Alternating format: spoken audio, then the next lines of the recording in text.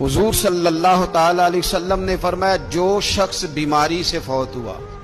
جو شخص، قربان جاؤں میرے محبوب نے بیماری کا نام ہی نہیں لیا، فرمایا کوئی بھی بیماری ہو، فرمایا جو آدمی بیماری سے فوت ہوا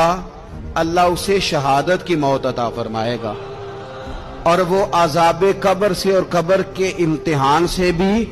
محفوظ رہے گا، اور حضور فرماتے ہیں اس کو صبح اور شام جنت کے باغوں میں سے رزق دیا جائے گا۔ جو کسی بھی بیماری سے مرا،